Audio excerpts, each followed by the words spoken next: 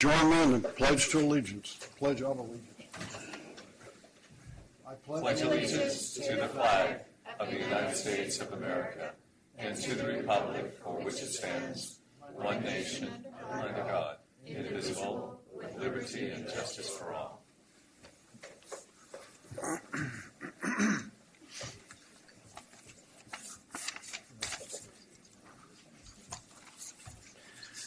Members of the public are invited to address the authority regarding any item that is not listed on the agenda. If you haven't already done it, please complete one of the speaker cards in advance and hand it to the clerk of the board. And I do have one speaker card from John Moreno representing AAA Northern California. Thank you. I'm actually Mike Blasky from AAA. John's on his way. I'm a member of the AAA Northern California Public Affairs Department, and we're here because we just want to thank the board for the partnership with AAA. And one of the first things that people ask me when they find out I work for AAA, or the first things that they tell me is they reach into their pocket and they pull out that membership card, and they say, "Show me how many years they've been a AAA member." And so we're really excited today to be able to present you all with your own membership card.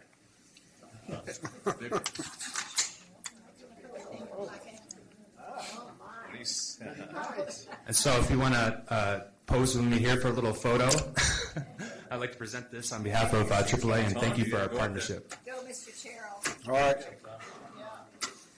I'm only worried about validation, only valid to 2019. Can you make that? We got to work on that, right? Okay. How are we going to do this? Just take it right there. Take it. All right. Take it with you, Tom. All right. Okay. Put it right on. Lock out, Farrell. That's okay. There you go. Randy got it. You know, if they both stood over there behind you. Mine says 1969. Wow. You're not old enough to have one that. Oh, okay.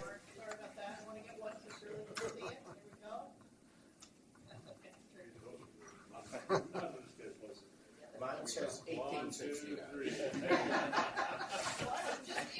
I got two A's.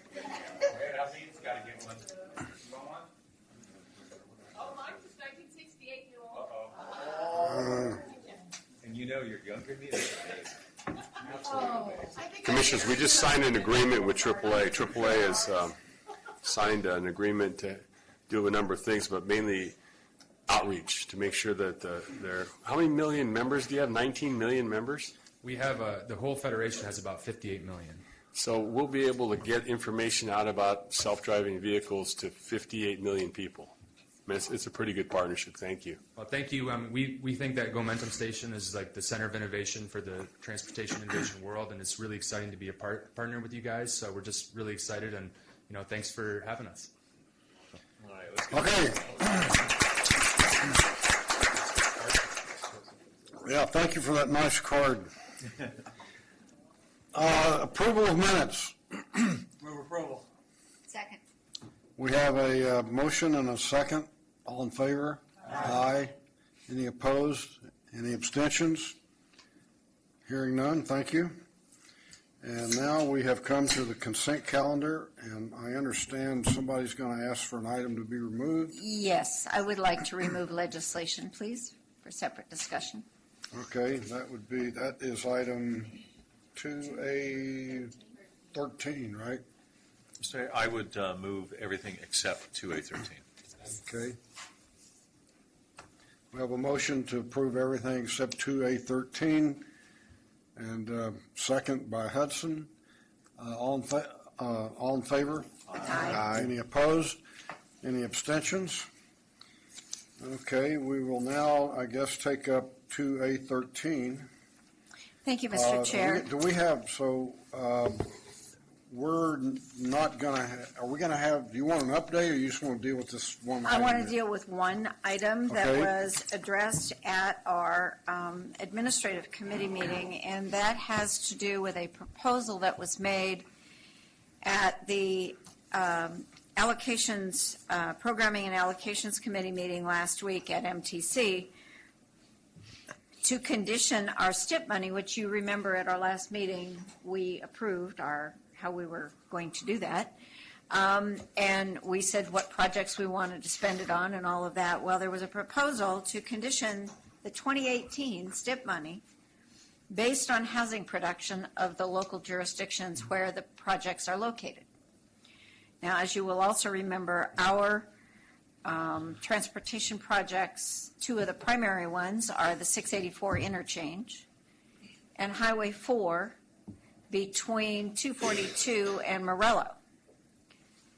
Well, those jurisdictions don't meet the criteria that would be required by this proposal to get STIP funding. The City of Concord nor the City of Martinez meet that criteria. When I raised this issue prior to that meeting with the executive director, the comment was, well, then we'll just average everybody along that corridor and see what the average is, and as long as the average comes up, it won't affect the project. Well, several of us around the table said, wait a minute, in our jurisdiction for the 880 project, they had issues with the 101 project, they had issues actually on 101, both in the West Bay and the North Bay. And the averaging helps, but it sort of defeats the purpose.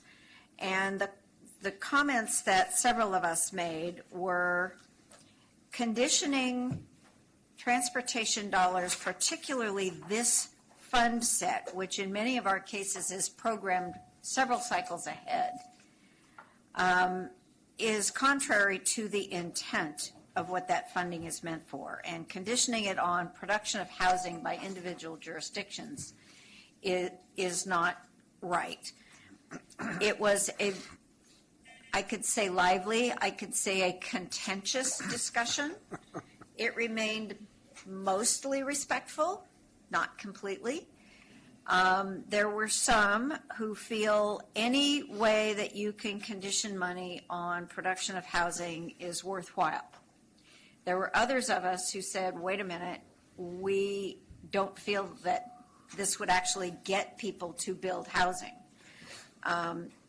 Regional projects are not going to be an incentive for an individual jurisdiction to do that. I think next Wednesday, when it comes up on the full commission's agenda, it's going to be a very hotly debated issue. I think one of the things that we need to do is put a letter together. I think among those things that need to be in this letter are a reference to, and I apologize, I just saw, as you did, the draft that's sitting on our desk, but one of the things that I think needs to be in this letter is a collaborative approach between MTC and ABAG over housing and how to incentivize production of housing. It needs to be take the 2018 STIP cycle out of the discussion altogether, and then over the next several months have a joint discussion among all of our jurisdictions about what, if anything, we want to do for future OBAG funding, the One Bay Area Grant funding, which actually is the targeted fund to support the production of housing in priority development areas, that kind of thing. We don't program the 2020 funds for another couple of years. We've got some time. We can talk about this. And I think trying to ram something through or to precondition even the 2020 funds on this short a notice is short-sighted. Not only that, it looks by my rough count and based on the testimony and the conversation at our last meeting where many of the committee members spoke and those non-committee, non-voting members last week represent most of the commission, not all, but most. And by kind of counting noses around the table, it's going to be a very split vote. It'll be within a vote going one way or the other. And that's a horrible way to make policy, a horrible way for any agency to make policy. I don't imagine that this board, in all the time I've been on this board, has ever taken a vote that is that sharply divided. Nor do I think we would. It's just not what we believe in. We believe in collaboration. We believe in working together. We believe in finding solutions that work for everyone and not cramming something down someone else's throat. So my main point to the person who brought this forward was this is the wrong source of funds to try to do this with. That's not what these funds were intended to do. If we could come up with the actual legislative language and some of the history of these funds and how they were originally brought forward, that might give us some ammunition we can put in the letter. Because I don't think conditioning it on housing production was ever a thought in anybody's mind when we talked about putting this STIP fund together. But I will ask our executive director to follow on that, and I would invite Amy, who was also at the meeting, to jump in. There was a recommendation that came on a very split vote from the committee to the commission to approve this strategy, but I think it's wholly wrong, and we need to object strongly. Are you going to move that we Wait. do send a letter? Mr. Chair, I think given the Go ahead. fact that from a technical notice provision, it may be more prudent for you as the chair to work with the executive director and not take any action tonight by the board. I think we can definitely request a letter be No, sent. I think a letter is already on its way. The chair. It already went out today? No, I meant, what I'm saying is that I think. And maybe I can I'll jump in and let say, the I general think, counsel do that. yeah, I don't think this is the right agenda item to discuss this, and since we can't add it as an urgency item, it still doesn't prevent the chair from maybe working with a commissioner or two and drafting and sending a letter. But it's not on the agenda. It's not really a legislative update, and I think this came to our attention before we posted the agenda. So, Commissioners, we talked Well, about it this says- at APC. I just don't see it in the notes. 'Cause Yeah, we talked about it as this the at admin committee, and we Well, recommended that we the not. agenda item says discussion and action, Yeah, so, but we It's not brought a- it up under legislation at the admin committee. so I'm hearing a couple of things. One is approve a letter, and maybe we can do that on this agenda item, maybe we can't. The other one is for the chair to work with the executive director and come up with something and just do it. I think that's probably the way we have to go, but I thought it was important that at the very least, this board understand that both Amy and I made some very, very strong comments last week, so if you hear any blowback from your colleagues around the Bay Area, we were not ambiguous in our opposition. If I wasn't president, I would probably be a part of that. You would have been piling on with us, and we need you there. So anyway, I just thought it was really important that you all know what's being proposed. There are 3 other counties that I have seen the letters from already. San Mateo, Marin, and Solano have already issued very, very strong letters in opposition to this. But like I said, it looks like it's going to come down to a split vote, and that's a horrible way to do business. Well, I'm going to throw out something interesting, maybe call it a bit of a challenge, because my city has in fact met its RENA goals for affordable housing, but we're having trouble getting developers to come build housing in Richmond, any kind of housing, right? So I'm inviting, and the reason is because Richmond has the lowest housing costs and the lowest rents in the inner Bay Area. So if it costs the same for a developer to build in Richmond as it does in Danville or Concord or anywhere else. So if you're a developer, why are you going to build something in Richmond when you can build it in Concord and sell it for twice as much? And so I would say any of you all who have developers coming around that that you don't really think you want them in your city, send them to me, okay? And we'll find a place for them. Yeah. Thank you. Amy? Tom, if I may, pleasure of the chair report, provide some additional following up on Julie's report of the meeting and offering additional reporting information on what occurred at the meeting. One of the things that we expressed our concern about is that this was brought forward very quickly, way outside of the usual process. You know, this was something that got dropped even into the public before it even came to our committee or, you know, brought to the partnership group. It's really staggering and stunning when you think about down the road. And the concern also is that it unfairly penalizes counties like ours, where our residents are paying the most in terms of gas taxes. That's where that STIP comes from. It comes right out of the pockets of our residents. So we expressed those concerns. I think that the point was raised about how cities provide the planning and then developers have to come in. I think it's particularly compelling to hear from a city like Richmond, which is offering opportunities, and it would be, you know, detrimental to penalize those communities. So again, we felt very strongly about this. There was a lot of parliamentary maneuvering.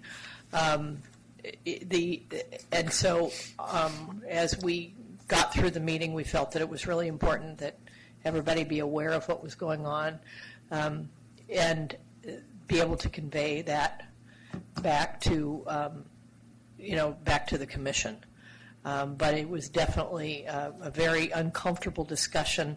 I think one of the problems is a number of the commissioners had no idea what was really being discussed, because the concept of the STIP, you know, transportation funding is like educational funding. It's really complicated. And so people were kind of stunned, rightly so, because this was far from the course of business. And, you know, the other thing very different from the OBAG program, which, you know, we worked together to develop, and the money in OBAG is tied directly to the cities. But the other point that was raised was that the congestion management agencies, CMAs, are not in the business of either developing RENA or building housing. So when we look at those corridors, you know, CCTA, which is the project sponsor for these projects, does not have anything to do with RENA. So anyway, so that was, I just wanted to add that additional perspective. I think Julie characterized it really, really well. I think that we definitely have our work cut out for us in the next 10 days. Next week, yeah. Commissioner Taylor. Yeah, so, Molly, I'm going to refer to you. So all of a sudden, we've made this an agenda item. I think right now it's a couple of commissioners reporting out on a meeting they attended. Okay. And I would encourage the chair to work with those two commissioners and maybe the executive director to send the letter. And I'm just trying to get also the process. And so we have X amount of days to take a position as a board on this topic. Am I correct? Is that what our intention is? And so we leave it to executive director and the chair to put together, and maybe Amy or whoever. Right. And then on behalf of the board, we'll take a position and send out a letter. We'll take care of business. Got it. All right. Commissioner Honor. Well, I appreciate both Amy and Julie raising this. This is pretty important. While I heard the discussion, I just looked up the guidelines for the STIP. The legislative authority for STIP guidelines, how it's used, where the money's done, has no local control, other than we get to help program make the recommendations, provided we follow the state guidelines. A quick scan of that, there is no nexus.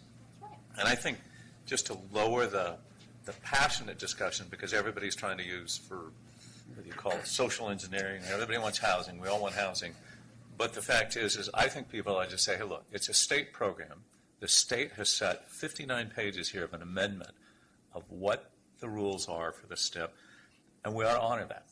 And in fact, I think if we do anything else, or MTC tries to, they are really stepping outside of what the state regulations are. While it might have a majority consensus, I don't think it's ethically right or even legally right. So maybe just sharing that is a good way to get back to a common denominator where we, instead of the passion about housing, but you know what, we have to stick to this. That's how the money originated. It comes from the state. It is our taxpayers. But that's the legal authority. So hopefully that might help a tiny bit. In the letter, I think that would be good. Yeah, we appreciate your help, though. Okay, we will move now to item 4A14. Mr. Chair, Yes. we didn't approve the legislative report because Commissioner Pearson I don't pulled think it. it requires approval. It's part of the consent calendar. Second. But we'll have we have a motion and a second. All in favor? Aye. Any opposed? Okay. Now we'll move to item 4A14, Innovate 680 update.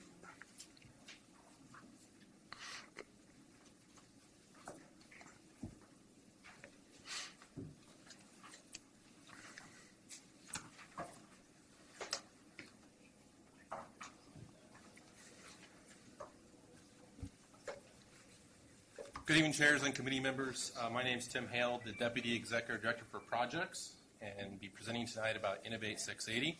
So through the development of the countywide transportation plan, there was a lot of concerns about congestion on I-680, and so CCTA staff commissioned a report, the I-680 Transit Investment and Relief Study.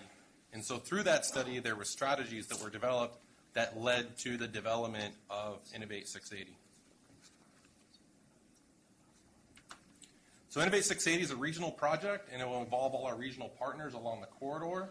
And so we'll be going to the regional transportation planning committees to look for recommendations to fill a policy advisory committee and technical advisory committee early next year to help guide the development of the project and the process. So congestion on I-680 is primarily regional. It's based on commuting to and from the county. It's also, as everyone knows, is a jobs and housing imbalance in Contra Costa and the Bay Area, which generates a lot of the congestion and traffic on 680. So there are minimal trips that go through the county. Almost all of the trips actually in Contra Costa County. And 680 is the eighth worst commute in the Bay Area. And if we don't do anything on the 680 by the year 2020, the commute is going to quadruple to over an hour of time. So we've made several key capital improvements within the project. Auxiliary lanes through Danville. MTC just opened the express lanes on 680. CCTA is going to be starting their express lane project in early next year. But the story here is that we're not going to be able to build ourselves out of congestion. So how do we fix the mobility on 680? So through an integrated approach, Innovate 680 will maximize the efficiency along the corridor through technology and becoming the very first connected corridor in the Bay Area. Our main goals for the overall corridor is to maximize person throughput, encourage shared mobility, and create mode shift along the corridor. So there's been several studies done along the corridor. There was a design alternatives assessment that evaluated 9 alternatives through the corridor. There was also an analysis of bus on shoulder, the ramp metering along the corridor, and all of these strategies were then integrated into these 7 strategies. So I think everyone realizes that weaving causes friction and congestion along the corridor, and it's because of this weaving it's reducing delay or increasing delays along the corridor. And so by eliminating those weaving points and bottlenecks along the corridor, we'll be able to improve congestion. Through these studies, we identified 2 major bottlenecks along the corridor, one at Livorno Road, another one at North Main Street. And this particular concept that was being considered is a braided ramp configuration for Lawrence Way traffic entering on the freeway, and then also the exit traffic exiting to Treat Boulevard. And so by eliminating that weaving and congestion, we'll minimize congestion along the corridor. So we want to extend the express lanes from Rudgear Road all the way to the Benicia Martinez Bridge, completing the express lanes throughout the entire county, from county line to county line. So transit is the most efficient way to move people through the corridor. So we need to make transit a more attractive option to travelers along the corridor. And so to meet our goal of mode shift, we need to provide more reliable and efficient transit services along the corridor. So we want to, so instead of having 1 to 2 buses per hour, we want to improve transit to 6 or 8 buses per hour, so it has shorter headways and more reliability to the system. So Bus on Shoulder will also provide reliability for the express bus services. And so and we would install this from Bollinger to Ignacio Valley Road, and the buses would operate in the shoulder at 30 miles an hour or less during congested peak periods. And there'd be identified areas along the corridor for regular enforcement. And so through technology and signs and striping, there'd be notices out to the buses to help provide the buses operating the shoulder safely. They'll know when there's oncoming ramp traffic as well through technology along the corridor. And so by moving buses from the freeway lanes and the express lanes into the shoulders, you minimize all that weaving and congestion and then continue to improve congestion in the freeway lanes. So Innovate 680 will be the next generation of integrated corridor management and ramp metering. And so if you can imagine if you could collect data off the corridor and then analyze that data and adjust the entire system in real time to adapt, and we're talking about every 30 seconds, adapt the system to improve the efficiencies of congestion in the corridor, you'll be able to improve reliability and travel times through the corridor. And then we would also have next generation ramp metering, where we have coordinated adaptive ramp metering. So you would look at not only the downstream and the upstream traffic of the ramp, but you would also look at the next adjacent ramps. And you would have, so in other words, one ramp would only have 2 cars, and you could hold it red a little longer so that the ramp above it that has 6 cars can clear the queue. And so this is a coordinated approach. And this approach was used in Australia on the M1 freeway, and they were actually able to improve the capacity of the freeway by 20% just by managing congestion more efficiently. So we want to implement dedicated short-range communication along the corridor, so that way we get vehicle-to-infrastructure and vehicle-to-vehicle communication in the corridor. And that way we can have such things like buses on shoulders communicate to the ramps, so that way the ramp meters can hold red while the buses go through the ramps safely.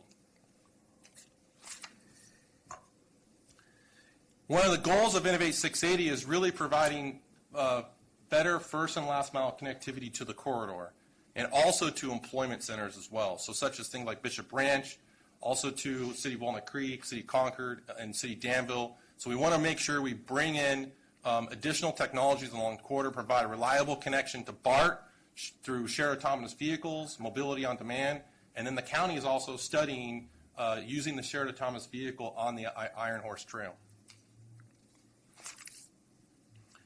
So we need to encourage shared and on-demand mobility in the corridor and reduce the number of vehicles on the road. And so other modes need to be cost-effective and attractive to fill those empty seats in cars and in transit. And so in addition to the first and last mile connectivity, we want to develop our own app, a mobility as service app, so that way we can provide travelers with real-time data so they can make real-time decisions about each mode and for their commute. So that way they're choosing the best cost-effective, efficient mode of transportation that particular day for their commute. And by using that data, this will hopefully encourage that mode shift that we're looking for along the corridor. So Innovate 680 brings multiple benefits to the overall corridor. So it increases travel time reduction, also increases travel speeds in the corridor up to 60 miles an hour. The bus on shoulder provides an additional 13 minutes of travel time savings in the corridor just by having that reliable transit bus services in the shoulder. And by taking those buses out of the freeway lanes, the single occupant vehicle and the high occupant vehicle in the freeway lanes also realizes a travel time savings. And preparing the corridor for the future for autonomous and connected vehicles and deployment of the shared autonomous vehicle through enhancing transit services would also make our roads safer, less congestion, and improve air quality. And by reducing congestion through these 7 strategies, Innovate 680 will improve the accessibility and the equity providing better connections to services and goods and jobs along the corridor. So Innovate 680 has never been done before. So how do you deliver the first connected corridor in the Bay Area? So we take these 7 strategies that will be delivered through 4 projects. The Advanced Technology Project will be integrating all the technologies along the corridor. The Bus on Shoulder will be improving the shoulders for travel along the corridor. And then the express lanes will complete the express lanes in the network. And then the transit improvements will improve park and rides and enhance the transit services along the corridor. So our schedule for the overall Innovate 680 program is expanding the express lane network is in 2018 to 2021, that is our express lane project that will be starting next year. And then by completing the express lane network to Benicia Martinez Bridge, implementing Bus on Shoulder and the Advanced Technology Project, we want to complete that in the next 5 years and also address those hotspots by the year 2025. So the strategic plan amendment will reallocate reserves of the I-680 category to provide $40 million of funding for Innovate 680. And so the overall program is actually a $300 million investment, and so we want to use this $40 million to leverage it for additional funding and also to get our project ready, shelf ready. So we're anticipating that the $40 million will complete planning and environmental for all of the 4 projects, thereby getting these projects ready to go and get qualified for other funds, such as the SB1 Congested Corridor Program. We just learned a couple of weeks ago that we did not qualify or get selected for the Advanced Transportation and Congestion Management Technologies Deployment Grant, and so we're scheduling a debrief with USDOT to understand that a little bit more. So thank you very much for your time, and happy to take any questions. Questions, comments? Commissioner Heskew. Ms. Hi, Tim. This is the 3rd time I've seen it, and I said I graded you each time, and it's getting better and better. But my question is actually a transfer question from your presentation in Walnut Creek last night, which is you emphasized the braiding at the Lawrence Way entranceway. And the sign said, because we're going to move our corp yard to someplace else, we aren't. And we're also going to implement, it's likely there will be a large building on the other side of the street. So I'm just asking you to remember that that's going to change. And so just letting you know.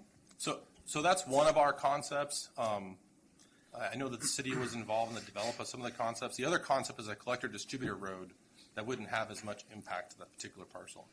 So there's other concepts that will be considered as we move through the process.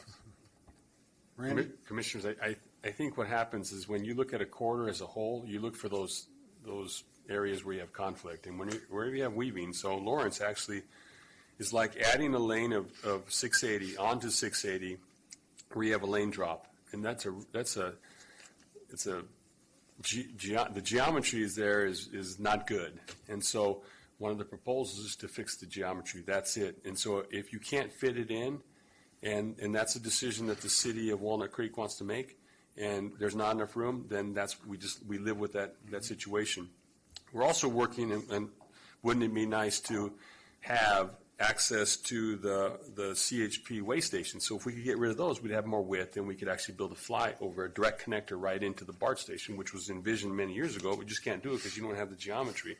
So that's really it's a proposition where it's a regional issue, and if it's restricted, then we live with that forever. But knowing that you're going to have a constriction there because of that weaving may not affect the city, but it is going to affect all those people driving northbound in the evening trying to go home.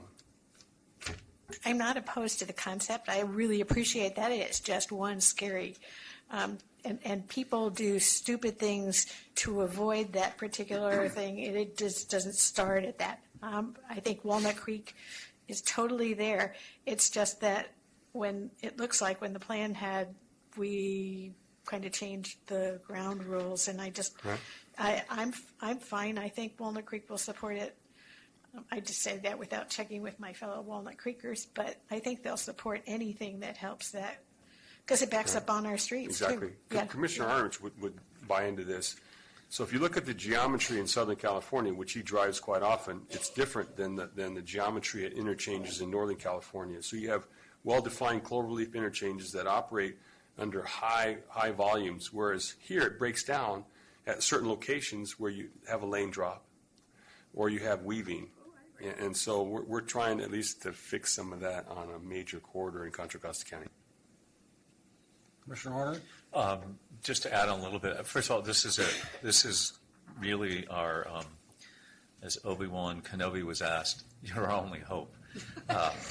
So we really have to hope that this works. And I really, I see that. I have been an absolute proponent against ramp metering for a long time, but I'm actually convinced that we have to do it. And in fact, it really does make, and we are broadcasting this, we are really at the forefront of the technology where we have to do that. And as we get smart cars, where cars will have integrated information car to car, we need to have the infrastructure to be able to recognize that, input it. So we want to make sure that we've got empty pathways in our communication system, whether it be hardware or software. But we still have, just as Luella and Randy were just talking, we do have to be realistic. If we have the opportunity, and it maybe means a deeper conversation offline with engineering staff at Walnut Creek, if there's a way to make that work right, it will last forever. Getting rid of the California Highway Patrol way station, which they don't use, and it's also in one of the worst locations, it will block traffic if they ever turn those lights on. But there's one more. In fact, it's more important than all of those. It's that column on the BART overpass. We can do all of this, and you build a beautiful, think about it like a river, and you put a boulder in the middle of it, and you have all these cars coming down an HOV express lane, and you say, oh, I'm sorry, you got to get out. That's our traffic backup. So all that technology won't solve that. We will create. So we've got to, and I know we had some brilliant ideas. So coupled with this, we have got to solve that. Otherwise, the idea of having an express lane that zooms along and tells everybody, hey, would you mind moving over and stalling out traffic that will back up now for about 5 miles? We have to have that on our list, that it is an integral part of how we're going to solve that, because it's all close to Walnut Creek. And the more congestion we have, as you know, on 24 and Highway 4, but particularly 24 and 680, it comes to our local streets. We're gridlocked. We can't even go to the grocery store from about 3 hours of the day. You can't get anywhere. So we have to solve it. So that column, and I know it's money, but you know what? We have the most creative, the brightest people in the transportation business. But let's make sure it's connected to this, because that, without that solution, is going to hurt us. That's all. Thanks. You don't go to the grocery store anymore. You call Amazon. I go every day. So I just want to share something with you. You know, okay, I'm sorry I didn't hear you. Go ahead. So you go ahead, Don. So, Ron, thank you very much for the presentation. Obviously, the bus on shoulder operation is an important component of this as well. And hopefully we'll be able to work with other jurisdictions to get the legislation through this year. It would be certainly of great interest to County Connection, but I suspect it's also going to be of interest to our other bus operators, and I would hope that as we proceed, that we keep the lines of communications open with the other bus operators to see where they might use it as well. And Bishop Branch, private. Right, and as we are contemplating improvements on the other corridors where eventually we'll try to want to do something like this, that we make sure that any work we do in the shoulders is done to accommodate future bus on shoulder operations there as well. So at the last WICTAC meeting, we had a presentation and discussion on the I-80 Smart Corridor project. Not quite as smart as this project's going to be, but supposedly a leader in its class. And so there was a representative there from Caltrans. There was also a representative from the Highway Patrol. And people started complaining about the fact that people who didn't qualify for the HOV lane were driving in it, and that's and the other part of this was that there's some federal standards for the differential between the speed of the HOV lane and the other lanes. And if you don't meet those, you're in some kind of trouble with the feds. And so I-80 was not meeting that. And I'm not sure what's going to happen to them, or us. But in any event, so the discussion went over to people who are driving in the HOV lane that shouldn't be there. And the representative from California Highway Patrol essentially said, this is not a priority for us. We don't have the resources to enforce it. We're just not going to do it. And so I try to stay off I-80 during commute hours, but yesterday morning I drove down to Oakland on I-80, and I'll swear I didn't see a single car in that HOV lane that had 3 people in it. There may have been a couple. They had really dark windows. I couldn't see in there. But everyone I could see had most of them one person, some of them 2. And that's a huge problem. And, all this technology and all this Star Wars stuff is not going to work if people don't follow the rules. Now, maybe out here in the 680, you got a lot of responsible citizens. But in my part of the county, they're not. And I could just see, you start a bus on shoulder thing going, well, pretty soon you're going to have everybody on the shoulder, and the CHP is going to say it's not our problem. So anyway, the human factor is something not to be left out of this equation. What we need are some autonomous CHP cars. All right. Okay, anything else on this item? This is not an action item. So we'll move to A415. Consideration to reinstitute the Salary and Benefits Committee of the Authority Board.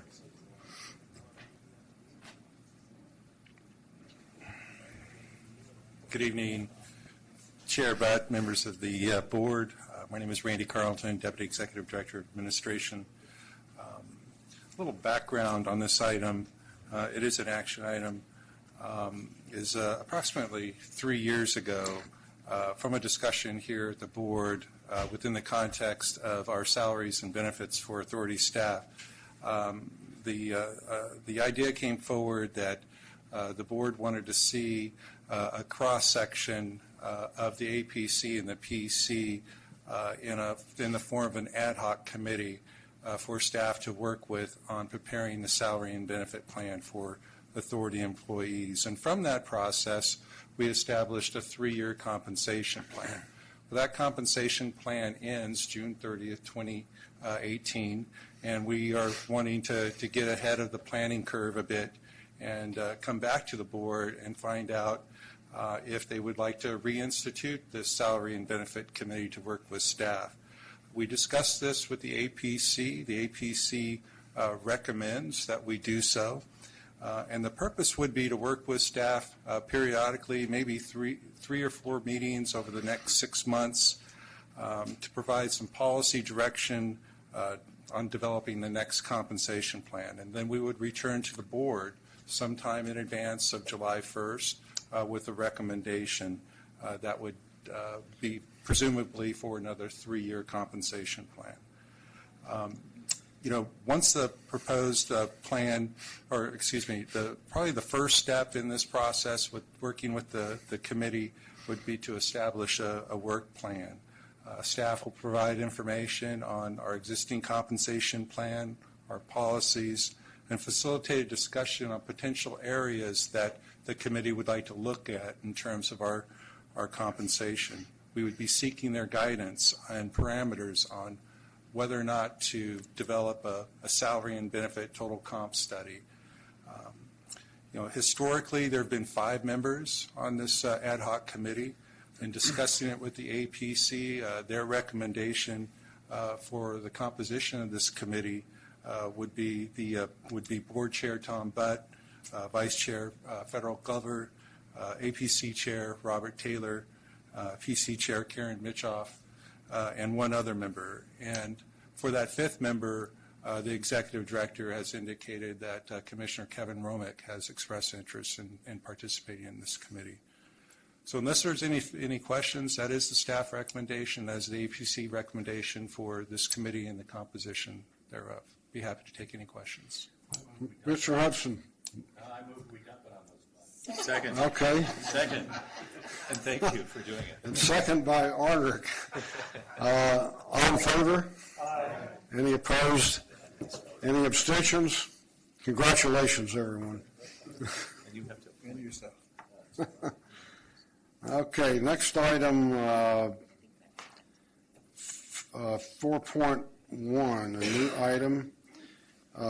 Interstate 680 high occupancy vehicle completion and express lanes, project 8001.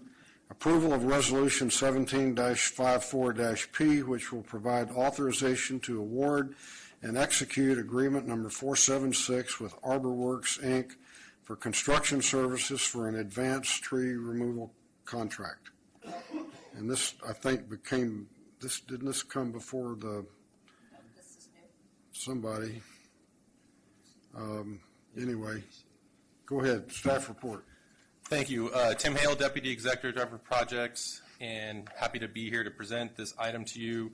The final design for the I-680 HOV completion express lane project is currently being finalized and is targeted to be starting construction early next year. So removal of trees and large bushes along the corridor will help reduce necessary or potential delays along the corridor based on migratory birds in springtime. So a tree removal construction project was advertised on September 18th, 2017, and subsequently issued one bid addendum to the contract. 3 bids were received electronically on October 10th and were publicly open, including a live feed on the authority's YouTube channel.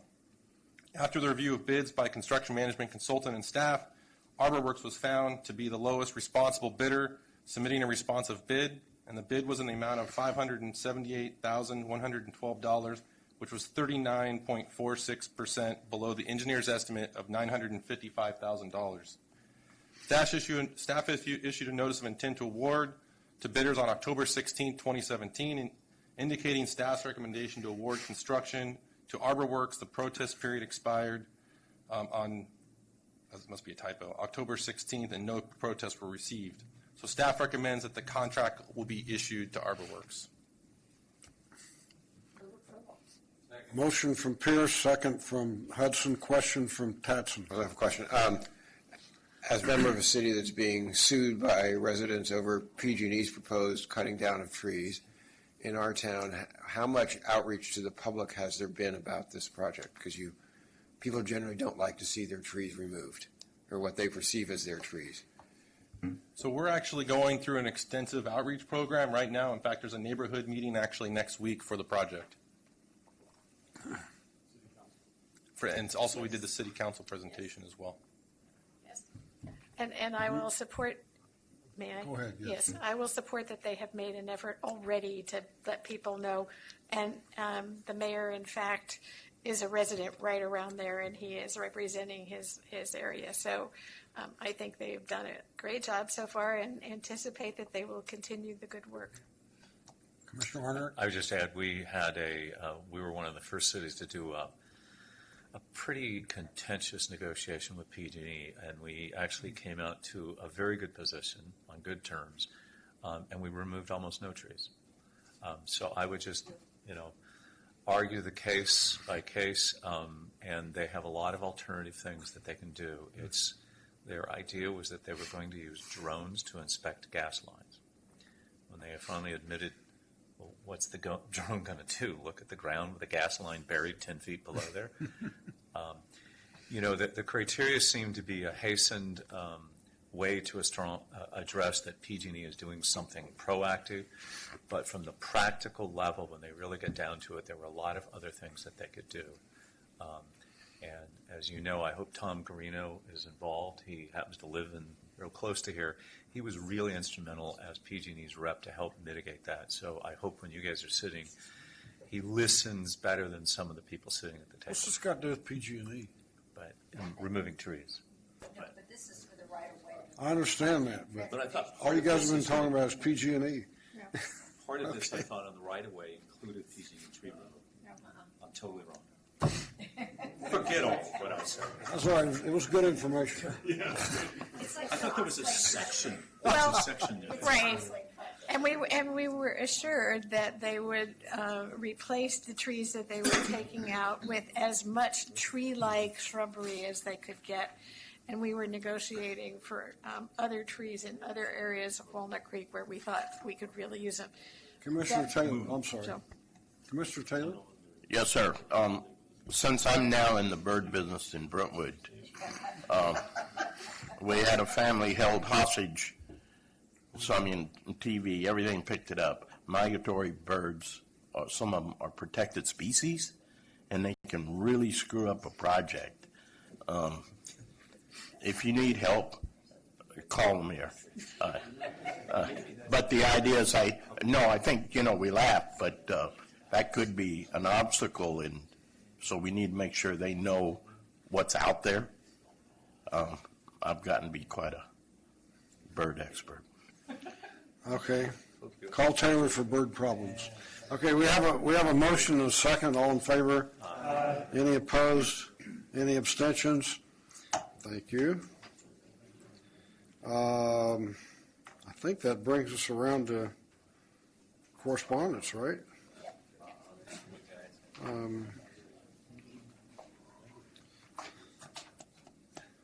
Let's see.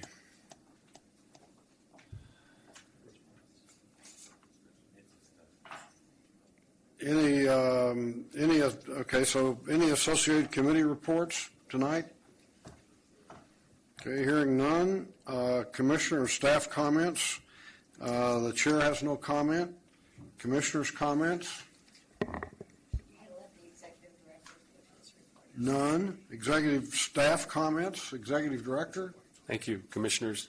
I wanted to introduce a couple of guests we have all the way from the Netherlands, Steven Nelsman and Robert van Hammersveld.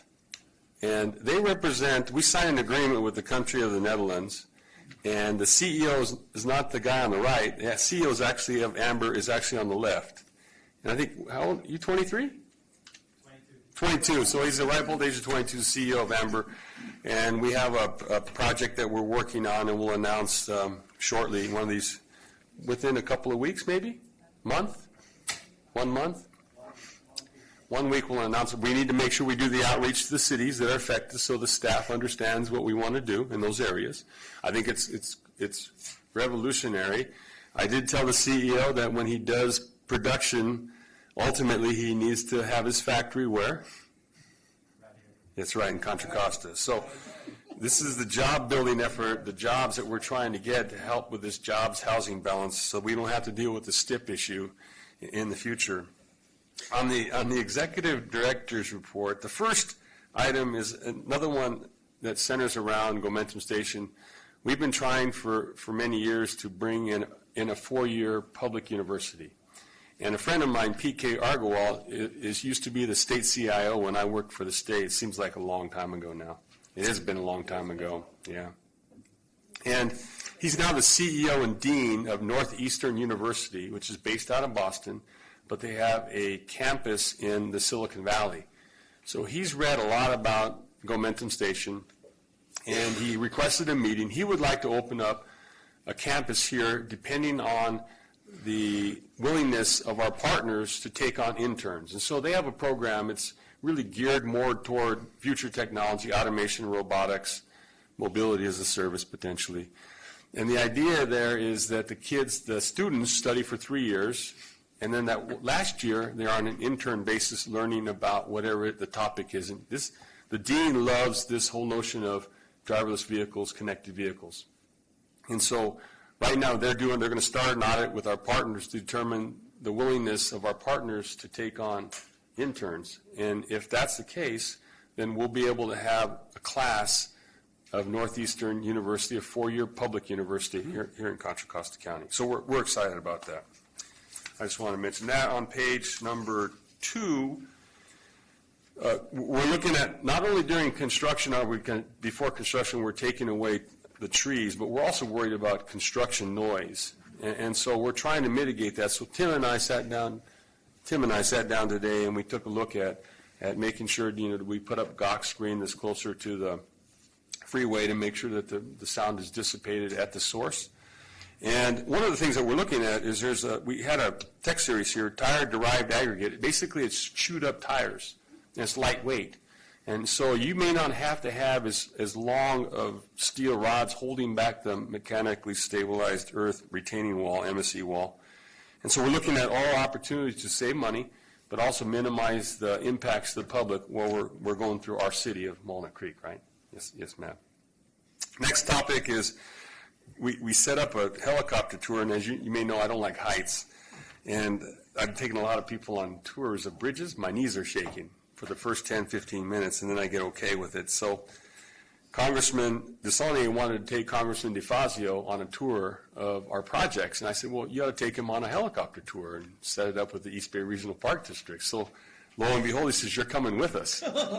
So for the first 10 minutes, I got cold sweats. Lucky I was in the back and got acclimated to the helicopter tour. But Congressman DeFazio is, if the House, the Dems take over the House, he'll be the ranking Democrat. He'll take over chairmanship of the T&I committee. So we spent a lot of time talking about why do we have to do dual documents, environmental documents. You want to speed up the process? If we do a CEQA document, let that count for NEPA. Do one document instead of two, and let us invest federal dollars on our project. He likes that idea. And so we have a letter of no prejudice process where we take risks during environmental, do more design than maybe the feds normally would allow us to do. But if we do it to federal standards, we get reimbursed. And he likes that idea. So it's going to cut time off this lengthy time process that we have for delivering our capital improvement projects. And the other thing I told him is working on noise. And so out at Balfour, I've asked Ivan, he's not here today, but I wanted him to put a sound deadening surface onto Balfour and State Route 4. It's open graded asphalt rubber, and that's when I was at Caltrans it was called that. It's something else. I don't even know what the acronym is anymore. But the point is, Caltrans said that it wasn't as quiet as dense graded, which is not true. And so I've dug out all the reports. In the meantime, Congressman DeFazio's chief of staff emailed me and said, the congressman said you're working on some noise deadening surface treatments. Can you send us information? So I had all the information anyway, so I sent it to Congressman DeFazio. So hopefully that pays benefits for us in the future when we go to visit the congressman when he's the chair of the T&I committee, and we're asking, maybe not for regulation reform in the future, but for money. And so that's going to be the goal, to get some more money. And Autodesk, I just want to mention Autodesk. This is a fantastic company that is very, very innovative in the design area, 3D, 4D BIM modeling. So Tim wants to do BIM modeling for highway design. And the reason why is we can see conflicts before they occur to help minimize our risk. And so we're going to try to not only deploy paperless, which we're making progress, paperless inspection. Our online bidding process is working perfectly, even though they're all submitting their bids at the same time. The pipe is big enough to get all that information in to open the bids. It's pretty slick how they open it up on the screen. We're satisfied with Infotech. All the signatures are being done electronically. We've had no problems, knock on wood, so far.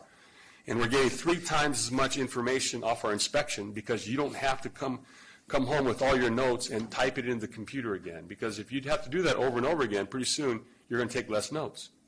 So the technology today is you have a device, you take a picture and you can talk to it and it writes it down for you. It's pretty slick. So we're getting 3 times as much information that will help us if we have any disputes or we need to find something in the future. And then our drones are helping calculate, making sure that all of the dirt that we're bringing in to raise Balfour, because there's a lot of dirt out there, to make sure that the taxpayers are getting what they paid for, but also the surveyors are safe because they walk alongside of the road. And that's the worst place to be when you have live traffic. And so all that's working out. So Autodesk, we visited Autodesk. I'm impressed. We want to have a workshop or a team building exercise there. They happen to have 20 workstations. And so we want to have 20 CCTA employees designing something on the computer and then 3D print it right there. I mean, so it's going to be pretty slick. I'm excited about that. AAA, you already heard AAA. They gave you this oversized business card. Intel's interested. Intel Inside, they're interested in partnering with us. They want to know how they can partner with us, gathering all the data that's going to be emitted from all of our partners and consolidating that in actionable information so we can make better decision-making in the future. And I think that's enough for today. Oh, we gave Supervisor Glover a tour of Gomentum Station. He was excited about that. So thank you for taking time out of your busy schedule and going out to Gomentum Station. We appreciate that. Staff appreciates that. Thank you. Ideal site. Exactly. That's all. Okay, thank you. Anybody else have anything? I just want to thank Randy, all of our staff. If you haven't been through Danville to see the landscaping, this is a big deal because talking about cutting down trees, when the auxiliary lanes went on, particularly on the east side of the freeway, it denuded a street that had a canopy that went all the way across the other side. We paid extra. We went through a drought time. We didn't lose one tree. It is amazing how robust and rich the landscaping is. The Boston ivy is already, it's only been in literally some months. It's covered 20% of the wall already. It is absolutely beautiful. So you can take out completely. I mean, there was not a weed left. And it really, really is dramatic. And it was worth the investment. And I know you, all the staff here, deserve all the credit for that. So thank you. Okay, next meeting, November 15th, 2017. We are adjourned.